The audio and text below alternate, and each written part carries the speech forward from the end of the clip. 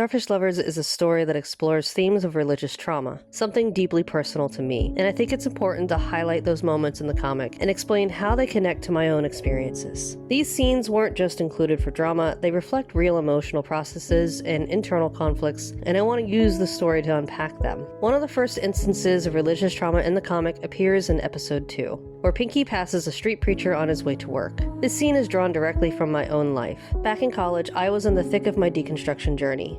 Before that, I was a devout Christian. To be honest, I proudly would have called myself a Bible thumper or a Jesus freak, and those were labels people often used for me. My deconstruction really began after I left my father's house.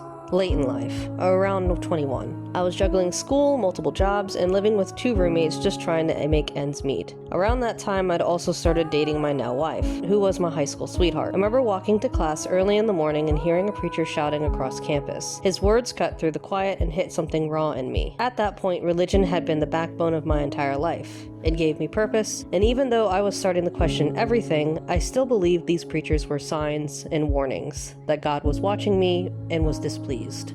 I was dating a woman, questioning God, and beginning to reevaluate the way my family expressed love, which I had begun to recognize as often being abusive. The religious messages posted around campus, the warnings about damnation, made my skin crawl. But I couldn't stop believing, at least not fully. That liminal space between belief and freedom was agonizing, and that's exactly where Pinky is in that moment. He's beginning to question things, beginning to step away, but he still believes. He still fears there's an all-seeing God watching him. He struggles with his guilt around associating with people like Ziggy and his moms. People who live freely, outside of the rules of the fold. And like I did back then, he's caught between admiration for that freedom and fear of what it means to embrace it. There's this feeling that what you're doing, simply trying to live your truth, will send you to hell. And yet you reach a point where you think, maybe a few years of happiness in this life is worth eternal punishment. Because sometimes just living as who you are feels like hell enough already. The second moment I want to talk about is also in episode 2.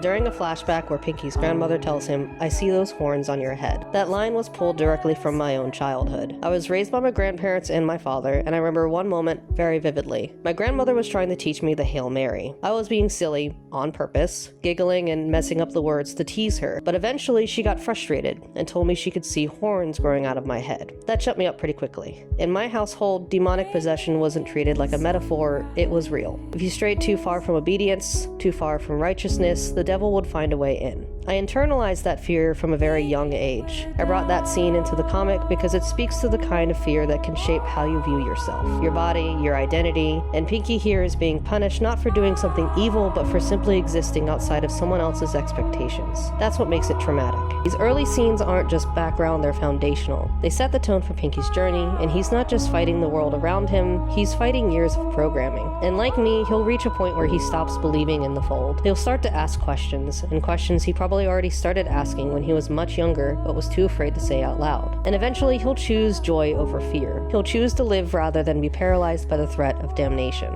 Thank you for listening to me ramble. There are more scenes that deal with the trauma, especially religious trauma, that I plan to break down in future videos, but I wanted to start here. These moments are deeply personal, and I think they do a good job of showing just how tightly woven trauma and faith can be for some of us. See you in the next video, y'all.